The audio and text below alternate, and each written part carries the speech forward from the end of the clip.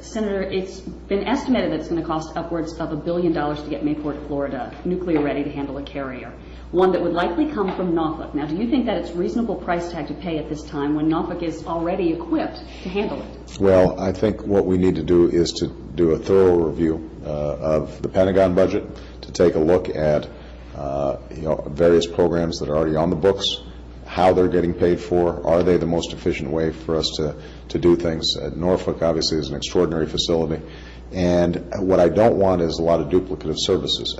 We're not going to be able to afford to waste money in any aspect of government, including our military preparedness. What we have to do is make sure that any programs that we've initiated, taxpayers are getting the best bang for the buck. So I'll do a thorough review as soon as I enter office.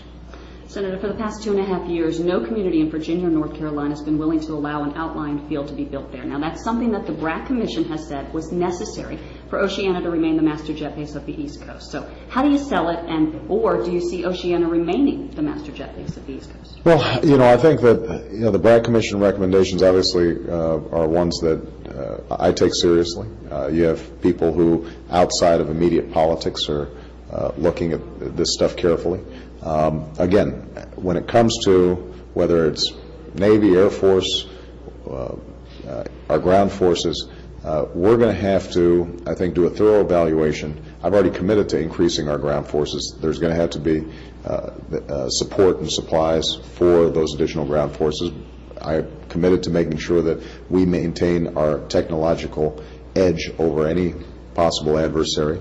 But look, we're going to have budget constraints, and that means that we're going to have to do the kind of quadrennial review of our military budget that we just have not seen as effectively done as we need to. The number of cost overruns for various programs, the lack of discipline in terms of how we're making some of these decisions, I think, has really cost us, and it's going to change when I'm president. Okay. Senator, how are you going to go about winning the trust of the military and their families? Obviously, that's something important to the folks at Hampton Roads.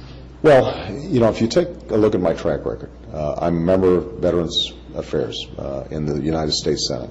Nobody's fought harder for disabled veterans, for those stricken with PTSD, working with Jim Webb to make sure that we had a GI Bill of Rights. Michelle, my wife, has spent a lot of her time just focused on military families and what their needs are, because they have performed brilliantly in 2 theaters over the last several years.